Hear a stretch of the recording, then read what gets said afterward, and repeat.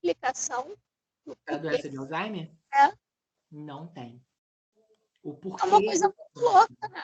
Aham, não tem. Mas a gente Professor, percebe... existem mais hipóteses de que tem uma determinada proteína que ela muda de configuração e aí, por conta disso, pode ser que cause uma mudança no comportamento cerebral, mas ainda não é algo que realmente tu pode bater o martelo e falar que é isso.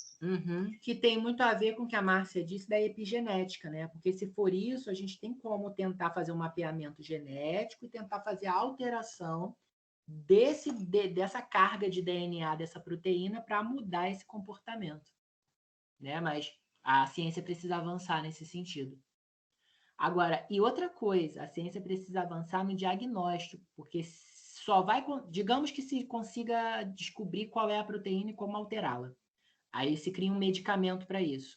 Como é que vai ser, meu pessoal, fazer com que essa proteína pare de produzir esse efeito? Se o cérebro já está assim, aí não tem mais volta. Então teria que se descobrir o Alzheimer no comecinho do comecinho para fazer um tratamento médico para que ele não avance. Hoje a gente não consegue nem reverter o avanço. O que a gente consegue é diminuir a velocidade com a qual ele acontece. Eu não sei se é verdade, mas em Grey's Anatomy, Aham. eles têm um exame que faz para saber se você pode ter Alzheimer. Sim, sim. É um exame muito simples de tomografia que verifica se tem alguma área do cérebro desfacelada, desfeita. Mas tem que ser em 3D, tem que ser profunda para olhar lá dentro das fissuras todas e ver se tem algum pedacinho de milímetros do cérebro que esteja se desfazendo.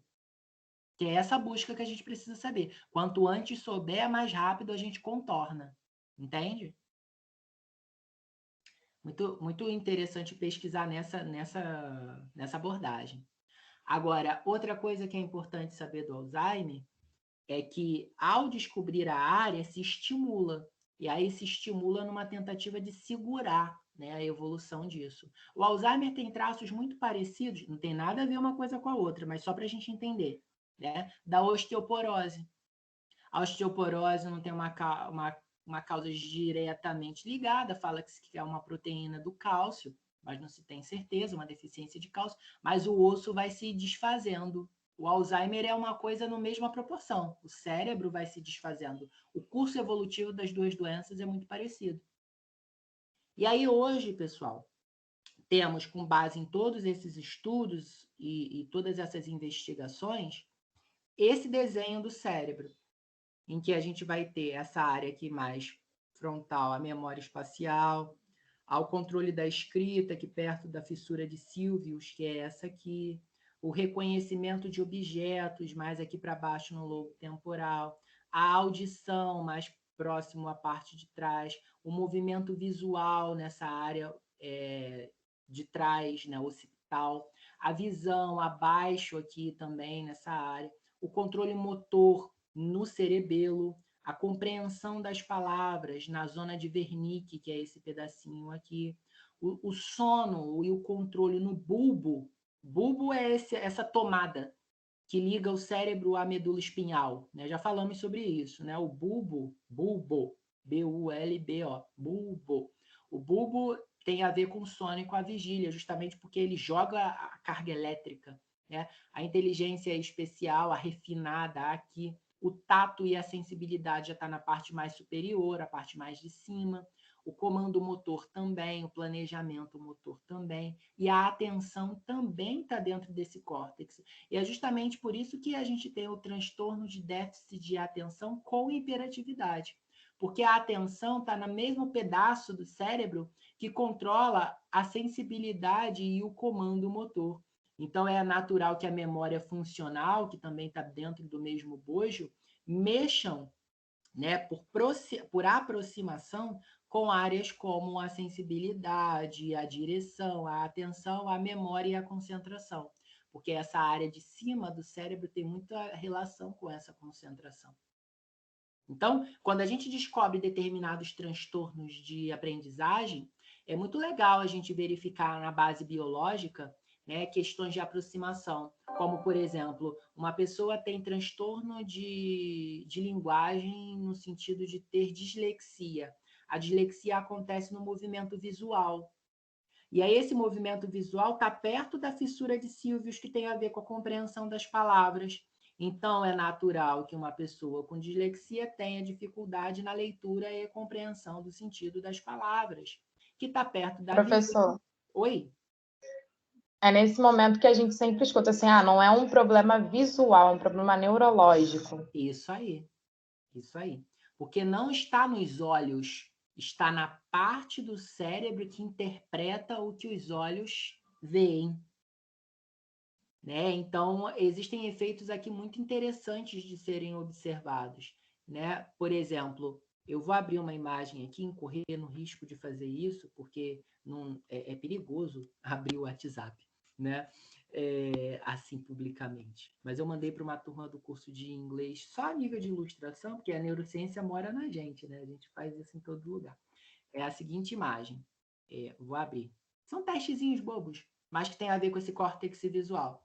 Olhem para essa imagem aqui que eu estou apresentando a vocês, e eu vou contar uma coisa que vai deixar vocês loucos. Essa imagem é preta e branca. Ela não é colorida. Vocês estão vendo colorida? Sim, Eu tô sim. vendo todas as cores das camisas de todo mundo. Tô vendo que os shorts parecem ser preto. Mas tem um quadriculado. Tem. Uns No quadrinhos. rosto de todo mundo, na foto toda. Então, o que eles fizeram aqui?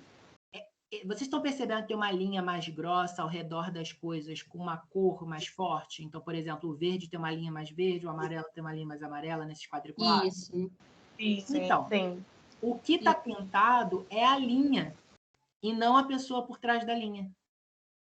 Se vocês começarem a prestar atenção, vocês vão chegar a essa conclusão. Olha para a linha e vê que atrás é branco ou preto. Ai, meu Deus. Olha aí. Estão começando a perceber? Parece até aquele caso do vestido que era de uma cor, mas na verdade era de outra, e ninguém sabia realmente qual era a cor daquele vestido. Então, nem tudo que a gente enxerga, a gente vê. E nem tudo que a gente vê, a gente enxerga. Isso tem a ver com esse córtex visual. Vou mostrar uma outra imagem legal nesse sentido para vocês. Olhem para essa escada. Agora, tentem virar de cabeça para baixo o computador ou o celular. Vocês vão perceber que a escada vai se refazer. Vocês não veem a escada de cabeça para baixo quando vocês viram de cabeça para baixo o equipamento. Viram? Eu não vi, não. Porque se eu tirar meu computador, ele já é. Vira a cabeça. Então, esse tipo de coisa mostra para a gente que o nosso cérebro ele recebe uma informação visual e faz uma interpretação. Inclusive, a teoria das cores diz que o mundo tem cores ao inverso do que a gente vê. Então, o que é preto para os seus olhos, na verdade, é branco. Mas isso aí é uma outra discussão. O que eu quero mostrar para vocês agora, só para a gente fechar o nosso ciclo... Depois envia esses testes para a gente, professor. Claro, claro que sim. É que os nossos neurônios que ficam no nosso cérebro, eles se comunicam assim, por esses sinais elétricos que chegam a eles dessa maneira, tá vendo? E onde ficam esses neurônios, né, essas célulazinhas? Ao redor daquele cérebro que a gente viu. Então, a gente vai ter os neurônios se comunicando assim, ó. E toda vez que um neurônio faz um elo com o outro, assim, pela primeira vez, aconteceu uma coisa chamada sinapse. Então, essa imagem aqui capta com exatidão quando um neurônio se comunica com o outro. E onde estão esses neurônios? Embebidos naquela aguinha que a gente viu do cérebro. Então, os neurônios fazem essa comunicação e, a depender de onde esses neurônios estejam, eles vão desenvolver algum comportamento. Então, por exemplo, se forem neurônios nesse pedacinho aqui, são neurônios de movimentação. Se forem neurônios nesse pedacinho aqui, são de leitura. Se forem neurônios nesse pedacinho aqui, são de visão. E eles são neurônios que vão se comunicar permitindo toda essa função. Então, o cérebro está aqui e esses sinais visuais aqui são as comunicações que são estabelecidas por essas células neuronais. E o que vai favorecer ou não essa comunicação são os chamados neurotransmissores, que são hormônios que engordam ou emagrecem essas células de neurônio. Mas alguém quer falar, desculpa. Não? Ok. Então, as células que permitem, perdão, os elementos genéticos que permitem, né, que os neurônios façam esse trabalho aqui de comunicação elétrica entre eles são essas aqui. Então, a gente tem a adrenalina, que é ligada a atitudes de luta e fuga, a noradrenalina, que está ligada à concentração, a dopamina, ao prazer, a serotonina, ao humor, ao bom humor, ao GABA, né, o gama butílico, que é um calmante, acetilcolina, a viabilidade de aprendizagem, glutamato, a memória, e endorfina, ao estado de euforia. Então, os neurônios eles ficam mais ricos ou mais pobres a depender dessas substâncias químicas que vão pela corrente sanguínea, são liberadas naquela aguinha e permitem que os neurônios gerem mais ou menos eletricidade para se comunicar. A comunicação dos neurônios é feita toda à base da elétrica, de sinais elétricos. E aí isso é verificado pelos cientistas com esses eletrodozinhos, né, e situações que são dadas. E aí a gente chama esses resultados visualizados aqui de comunicação elétrica dos neurônios de eletroencefalografia. Acontece mais ou menos assim, olhando para o cérebro. Isso é uma imagem ao vivo com cores só para a gente interpretar. Os neurônios se comunicam dessa maneira no cérebro. Isso está acontecendo na sua cabeça nesse momento. E o que vai facilitar, agilizar ou diminuir essas conexões são os sinais elétricos que são emitidos à medida que esses neurotransmissores, esses hormônios, agem dentro dessas células que são os neurônios e a glia, que é a cola que estabelece a relação de um neurônio com o outro. Ok? De introdução, estamos bem. Né? Aqui é uma imagem com um zoom da conexão dos neurônios, olha. Então, eles fazem exatamente assim, eles recebem essa carga elétrica muito forte e transmitem essa carga elétrica para outros elementos. Esse é o zoom do zoom do zoom. Pessoal, acho que a gente está bem introduzido. Pois não, querida? Professor, o gama butírico, ele serve para quê mesmo? Ele serve para consolidação de aprendizagem, numa questão mais específica, a memória, ao afeto. Ah, tá bom. Ok, obrigada. Nada. Professor? Pois não? Uma dúvida, né? Ana Paula falando. Então, essa técnica do neurofeedback, que hoje em dia é muito utilizada na psicopedagogia, ela serve o quê? Para avaliar como está funcionando o cérebro daquele paciente, ou identificar onde ele tem algum ponto que precisa ser melhorado? Perfeito. Explicou com exatidão. É exatamente isso. Ah, entendi. É exatamente isso. Então, a gente precisa ter um feedback, um retorno de profissionais da área da neurologia para saber se a gente vai continuar investindo em questões comportamentais ou o cérebro desse indivíduo precisa de alguma estimulação medicamentosa, né? Ou às vezes cirúrgica. Né? Eu vou dar um último caso a vocês, que foi um professor de uma universidade nos Estados Unidos no ano de 2005, que era um velhinho adorável, muito querido por todos os alunos, muito simpático. E aí, mais para o final do ano, lá para outubro, ele começou a assediar as alunas, fazer piadas machistas, chegou ao ponto dele ser afastado, porque ele tentou agarrar uma aluna. E aí ele estava sentindo muita dor de cabeça e ele começou a fazer alguns exames médicos e numa tomografia se percebeu que ele tinha um tumor.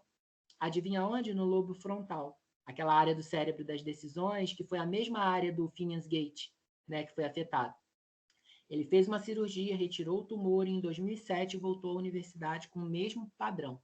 Simpático, agradável, tratando todo mundo bem e tudo mais. E a vida seguiu e ele deu aula.